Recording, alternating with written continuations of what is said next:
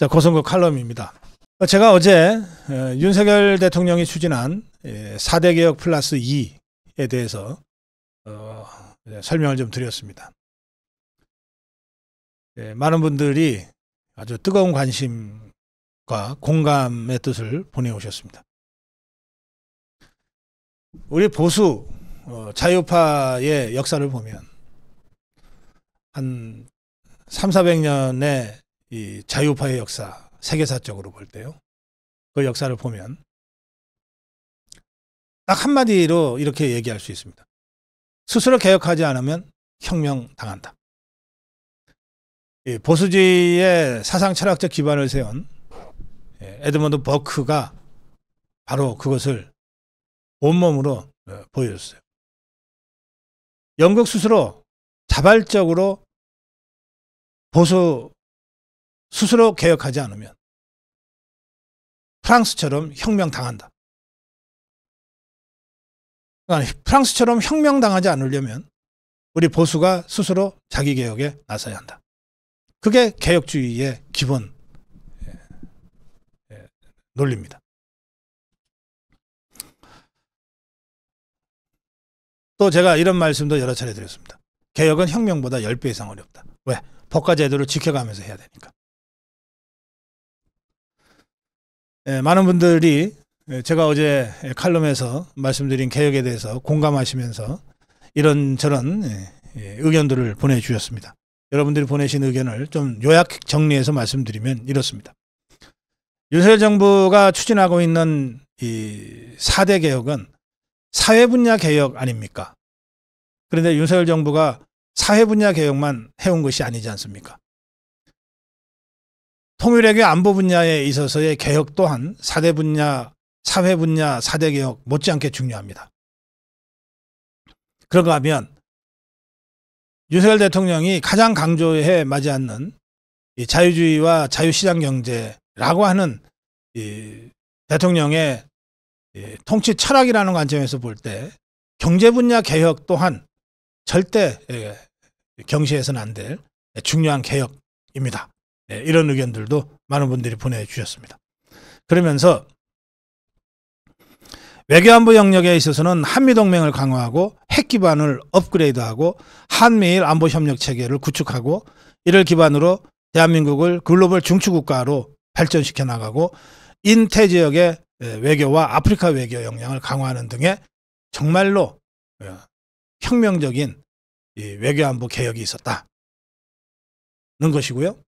또 경제 분야에 있어서도 민간 시장 중심으로 국가 정책 규조를 획기적으로 전환해서 건전 재정을 확립하고 부동산세, 법인세, 상속세제 개편을 추진하고 킬러 규제를 철폐하고 해외 시장 개척과 투자 유치에 적극적으로 나서고 원전 생태계를 재건하고 또 국방을 산업 영역으로 확장시킨 이런 혁명적인 변화가 있었고 지금도 진행되고 있다.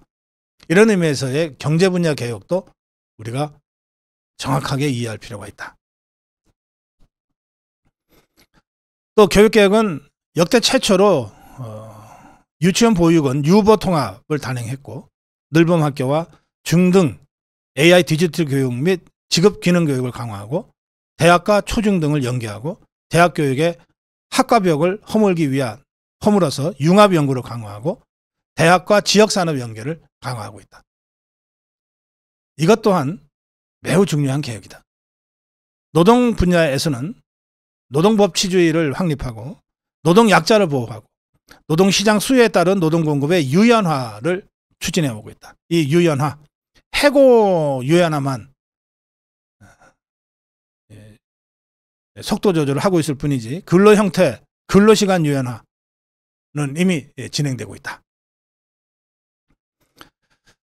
또 연금개혁 문제도 모수조정 개혁 차원을 넘어서 자동 안정화장치를 도입하고 보험료율 인상을 세대별로 차등화하고 기초연금, 퇴직연금, 개인연금의 제도를 개선해서 노후 소득보장 다층적 체계를 구축하는 실질적인 개혁을 추진하고 있다. 뿐만 아니라 고금리, 고환율, 에너지 등 원자재 가격 상승, 각종 기업의 부실 위기에 대응하고 물가 안정, 통상 대응, 통상 마찰 대응, 쉴 틈 없이 이러한 일들을 윤석열 대통령의 자유주의 철학, 시장경제 원리에 입각해서 추진해 오고 있다. 이런 점도 함께 봐야 된다. 이런 의견들을 많이 주셨습니다. 제가 이런 여러분들의 정말 뜨거운 윤석열 대통령이 추진하고 있는 개혁에 대한 여러분들의 뜨거운 지지를 읽어보면서 정말 윤석열 정부의 개혁을 성공시키지 않으면 어떤 면에서는 우리 자유주의 개혁, 자유민주주의 개혁의 마지막 기회인 이번 개혁을 놓치면 정말 영영 제대로 된 개혁을 못하게 될 수도 있다. 이런 절박한 위기의식을 제가 다시 느끼게 됐습니다. 또 묵묵히 윤석열 대통령과 윤석열 정부의 이 개혁을 지지하고 버텨주시는 여러분들이 속으로는 정말 뜨거운 개혁의 추동력을 갖고 있구나라고 하는 것을 다시 한번 느꼈습니다. 자, 그래서 제가 여러분들의 그런 성원에 힘입어서 이 말씀을 좀 드리고자 합니다. 자, 개혁. 혁명보다 10배나 힘들다고 하는 이 개혁. 이 개혁을 하는 데는 현실적으로 두 가지 방법밖에 없습니다. 첫째는 국회의 지원을 받아서 개혁하는 겁니다. 국회의 지원을 받아서 법과 제도를 고쳐가면서 개혁하는 겁니다. 이거 근데 불가능합니다. 저 종북 주사파들은 개혁을 저지하기 위한 기득권 세력의 온갖 카르텔과 이중 삼중으로 얽혀 있어요. 그래서 윤석열 대통령이 하는 일이라면 그게 무엇이든 쌍심지를 들고 반대하고 나서고 있습니다. 국회의 지원, 국회의 법제도 개선이라는 입법 활동에 도움을 받아서 개혁하는 것은 불가능하다. 적어도 4년 후 총선거에서 우리 자유우파가 다시 다수파가 되기 전까지는 국회의 지원을 기대하는 것은 불가능하다. 자, 그렇다면 개혁을 위한 유일한 수단은 무엇이냐? 국민의 지지입니다. 국민의 지지입니다. 국민 다수의 지지만이 윤석열 대통령과 윤석열 정부의 개혁을 추진해 나갈 수 있는 힘이 되는 겁니다. 그런데 이 국민의 지지라고 하는 점에서 윤석열 대통령의 이른바 국정운영 지지율이라고 하는 게 늘 발목을 잡고 있어요. 저는 이것을 정면 돌파해야 된다고 생각합니다. 종북 주사파가 압도적 다수파로 구성하고 있는 저 국회를 우리가 정면 돌파할 수는 없지 않습니까? 그렇다면 국민적 지지를 얻기 위한 이 지지율 돌파만이 윤석열 대통령과 윤석열 정부가 할 수 있는 개혁 시도입니다. 저는 그런 점에서 더구나 국민의힘까지 지금 완전히 따로 놀고 있는 이 상황에서는 윤석열 대통령을 모시고 일하는 대통령실 위로는 장관급 3명, 비서실장, 정책실장, 안보실장을 위시해서 저 아래로는 7급 9급 직원들까지 대통령실에 근무하는 이 대통령의 비서들 전원이 윤석열 대통령이 추진하는 개혁의 전도사로 재무장해야 된다고 생각합니다.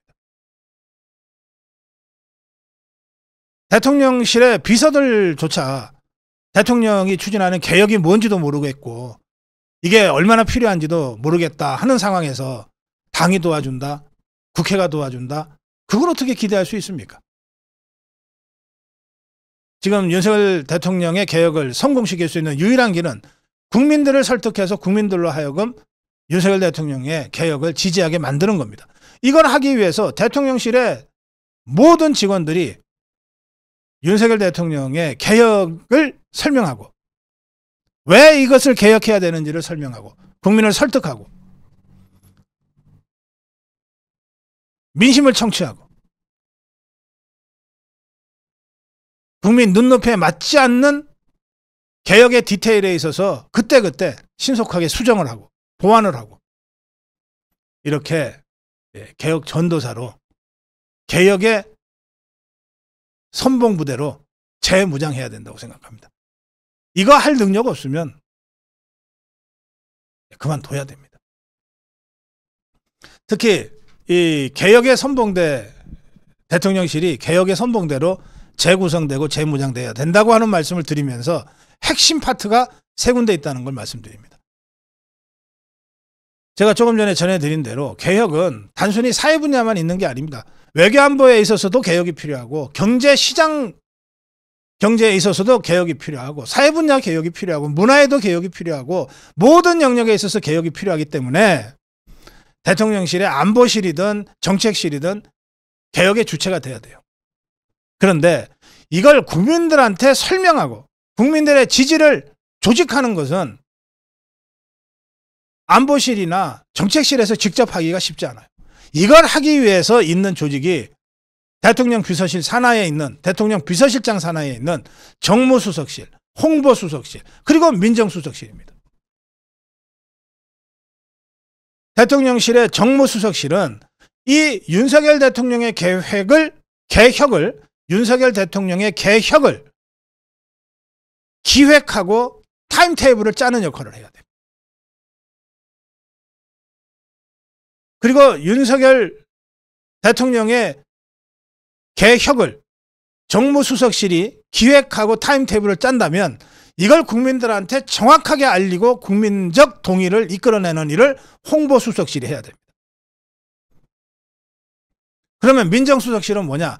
이렇게 해서 정무수석실이 기획하고 홍보수석실이 열심히 알리는 그리고 지지를 조직하는 과정에 혹시 현장의 국민 눈높이와 맞지 않는 부분이 있는지 없는지를 크로스 체킹해서 끊임없이 피드백을 통해서 애초에 기획을 미세 조정하고 홍보의 포인트를 다시 보완하는 그 피드백의 역할을 민정수석실이 해야 되는 겁니다.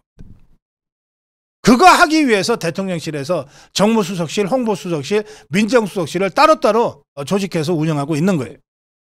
그리고 이 작업, 정무수석실의 기획, 홍보수석실의 홍보, 그리고 민정수석실의 민심 체크, 이것을 대통령 비서실장 산하에 지금 두고 있잖아요. 왜? 그 모두를 총괄하라는 거예요.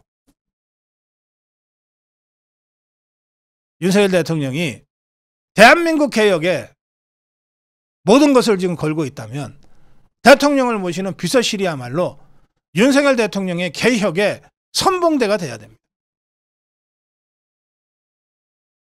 그것의 구체적인 조직이 정무수석, 홍보수석, 민정수석이고 이것을 총괄해야 되는 자리가 비서실장이라고 하는 점을 정진석 실장 이하 수석들과 대통령실 관계자들이 그야말로 깊이 인식하고 스스로를 재구조화